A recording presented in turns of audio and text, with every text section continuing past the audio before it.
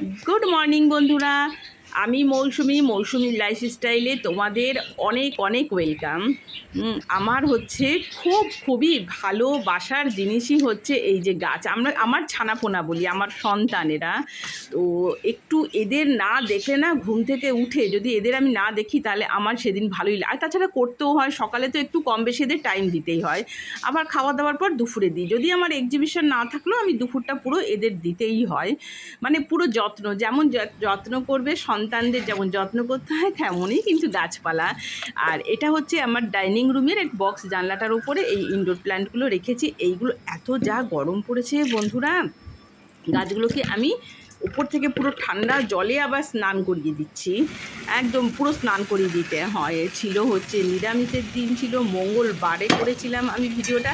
তো সুতরাং নিরামিষ সেদিনকে ঝিঙে আলু পোস্ত করছি, সোয়াবিন তরকারি করছি, পেঁপে আলু দিয়ে সোয়াবিন তরকারি করবো, আর ছোলার ডাল আর অরহর ডাল দিয়ে মানে ডাল করবো, দুটো মেশানো আর কি, ছোলা আর অরহর দেবো। কারি পাতাটা অবশ্যই বাগান থেকে তুলে আনবো, কারি পাতা দিয়ে ফোড়ন দেবো। হ্যাঁ, রান্নার মধ্যে এই যে ডালটাকে সেদ্ধ করে রেখেছি, এবারে ফোড়ন দেবো।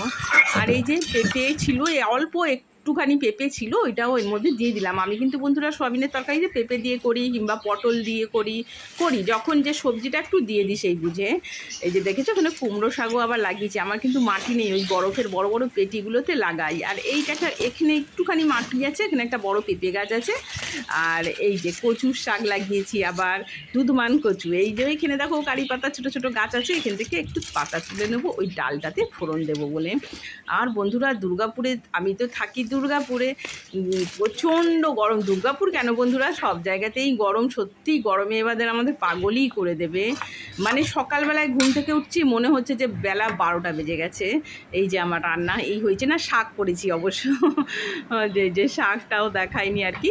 অবশেষে রান্নাঘর পরিষ্কার করতে, আমার তো রান্না ঝটপট করে নিলেও রান্নাঘর পরিষ্কার করতে বন্ধুরা অনেকটা টাইম লাগে। কেননা এই রান্নাঘর ভালো করে সাবান জল দিয়ে পরিষ্কার করতে, একটু উষ্ণ গরম জল দিয়ে মুছি আর কি, যাতে মানে রোজকারের নোংরাটা রোজ উঠে যায়, তেলচিটটা আর কি। না হলেই তো সে আর কি আর সুন্দর লাগবে।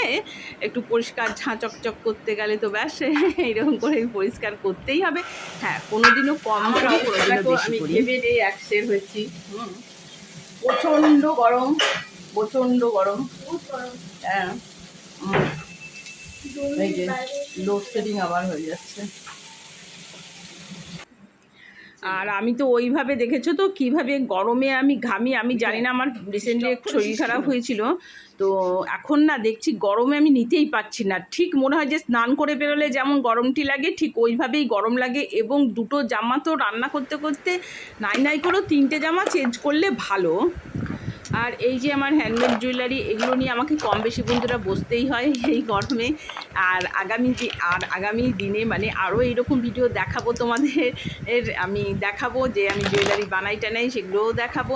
আর প্লিজ আমার নতুন তো চ্যানেল বন্ধুরা, প্লিজ আমার পাশে থেকেও, একটু সাথে থেকো, আমিও তোমাদের পাশে আছি। আর প্লিজ বন্ধুরা একটা লাইক দিয়ে ভিডিওটা দেখো। আজকে এখানেই রাখছি, তোমরা সকলে ভালো থেকো আর সুস্থ থেকো, আর সবসময় কাজের মধ্যে থেকো, দেখবে পজিটিভ চিন্তাভাবনা আসবে।